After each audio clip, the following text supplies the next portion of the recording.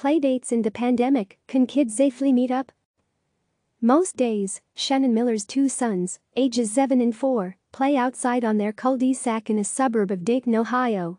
But as the hours pass, more kids meet up from all over the neighborhood, until there are a dozen of them. It's almost like a block party, she said. Once those children try to play with her sons, Miller takes them inside, where they sometimes stand at the window, watching as other kids have playdates. These kids aren't wearing masks, and they're often tossing a football or not staying 6 feet apart. As the weather brightens and states begin to reopen, some parents are relaxing strict rules around social distancing and allowing their kids to play with others. But in a world in which scientific research is politicized and changing every day, it's hard to tell how risky playdates are and what's okay.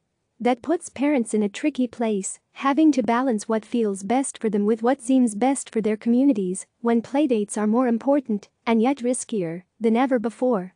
It also pits families and parents against each other. My social media feeds are full of complaints from parents who are still restricting in-person interaction for their kids and are outraged that others are not. They've seen birthday parties and kids playing tag, as if the pandemic wasn't raging on. They look on with a stew of envy, worry, disdain, and smug superiority. And yet few of those people would complain on the record. Though dozens of people responded to my request for people to discuss having playdates or watching others have them, few would speak openly. They didn't want to deal with the crushing judgment that's so free-flowing during the pandemic. They didn't want to throw their neighbors or themselves under the bus. The love of community, the threat of stir craziness, the urge to resume playdates is understandable. We've all been sheltered in place for 2 months. People are getting a little stir crazy and looking for ways to interact with others. Tanya Altman, founder of Calabasas Pediatrics in California and a spokesperson for the American Academy of Pediatrics, said. Meanwhile, the ever-evolving guidelines are confusing.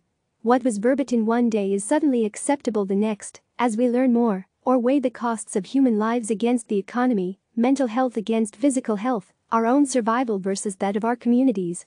In many places, people are allowed to go to hair salons or beaches, or even eat in restaurants, often with some version of social distancing. If that's okay, how can kids congregating outside be worse? After all, comparative immunologist and professor of biology at the University of Massachusetts Dartmouth Aaron Bromage, whose blog post about knowing and avoiding risks has been viewed more than 13 million times, told CNN, in larger spaces with better ventilation or outdoors, the concentration of the virus can be diluted in the larger volume of the air. That is, outdoors is likely safer than indoors. Not to mention the fact that the social isolation wrought by the pandemic is wreaking havoc on kids' mental health, and some parents feel the mental cost of isolation outweighs the transmission risk to their own kids or to their community, or both. Yet the U.S. Centers for Disease Control and Prevention promotes abstinence mostly as the best method. The key to slowing the spread of COVID-19 is to limit contact as much as possible, it cautions. While school is out, children should not have in-person playdates with children from other households. The CDC suggests, instead, supervised phone calls or video chats with their friends. There is still no regular testing for the bulk of Americans, there's no vaccine, and we still don't know the efficacy of antibody tests or how much having antibodies protects us and others. But there's only so far televisits can take kids, especially young ones, who have a hard time socially connecting across the wires. New risks emerge early on. It seemed clear that the virus has been kinder to kids, but there is a new twist in that story. Multisystem inflammatory syndrome in children, or MIS-E, has emerged as a complication from COVID-19. Symptoms, which occur 2 to 6 weeks after infection, include conjunctivitis, diarrhea, swollen lymph nodes and swollen hands and/or feet. Some children have become critically ill. At least 27 states have reported cases of MIS-E, totaling more than 350. As of May 27, 3 children in New York have died. This disease is rare, but the math dictates that the more kids your child comes into contact with, the greater the risk of getting and spreading the virus and contracting MIS-E. Anytime you go outside and get near anybody else, it does increase your risk of catching or transmitting, Altman said. She noted that there were many cases where the virus was brought into the home by parents and spread through the family. That path could soon reverse. Once kids get back out in the community, you'll see kids picking it up from playground and park and school and bringing it home to parents and grandparents. where you live, and how you play. Some parents are almost certain they had the virus already and may feel better about porch and stoop visits and hangouts in parks or yards, assuming they are likely immune, even though no one knows this yet, and less likely to pass it on. That's the case with Hila Engelman of Brooklyn, New York, mom to a 7-year-old, who said she'd feel fine about her daughter's socially distanced, outdoor playdates even if she hadn't gotten sick already, because they're safe enough. They're running around and playing cops and robbers, but not touching each other, she said. The kids usually wear masks, she said, but they don't always keep a full 6 feet apart. Many people have formed pods or social bubbles, dedicating themselves to one or two other families with promises of hewing close to guidelines and minimizing risk while expanding social activities. But a pediatric nurse from New Jersey, who could not use her name because of Health Insurance Portability and Accountability Act (HIPAA) laws, took care of 6 children who were admitted into the hospital, 2 to the pediatric ICU, all from different social bubbles, within 72 hours. One person in a particular bubble was a silent carrier who never had any symptoms, and all bubble members were reportedly staying home and having their groceries delivered. There is no real way to safely form a bubble, the nurse said. Different families, different rules. It's also incredibly hard to discern what's safe or morally correct when different cities, counties and states, not to mention the president, have competing messages and different guidelines. Ohio, where Miller lives, is now allowing childcare centers, gyms, and pools to reopen if they can meet safety guidelines. Different families will decide what's best for them based on geography, health, family members and other factors. It will be different for every community and every family, Altman said. But the rules will get blurred as kids go to camp and back to school.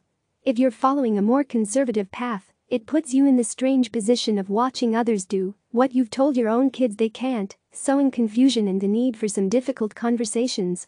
Miller has her kids come inside when the makeshift block party happens and then conducts a version of the talk many of us have in normal times about how each family has its own values and rules. I try to put it in a way that doesn't make anyone seem bad or wrong, she said. She tells her kids, we just want to make sure we're careful. I'm not sure why they're doing this, maybe they're not watching the news. Since her kids do watch the news, they understand the risks of playing together in large groups, the concept of social distancing and sacrificing for the greater good. Still, her kids do get wistful and a little jealous when they see kids throwing a football and pulling around. It's a mix of, why are they doing this, plus wow, that looks cool. Play it safe. If you are going to embark on playdates, it seems that it's better to do so outside. Bromage wrote that, of the countries performing contact tracing properly, only a single outbreak has been reported from an outdoor environment.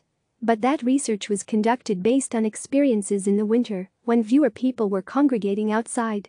There's speculation that swimming is a safer activity, but after a high school swim party in Arkansas, several kids contracted the virus.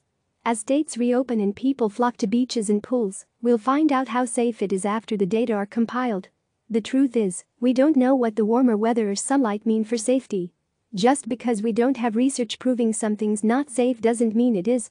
Most official guidelines recommend staying 6 feet apart, even outside, and wearing masks when not with members of your immediate household or when you can't be 6 feet apart.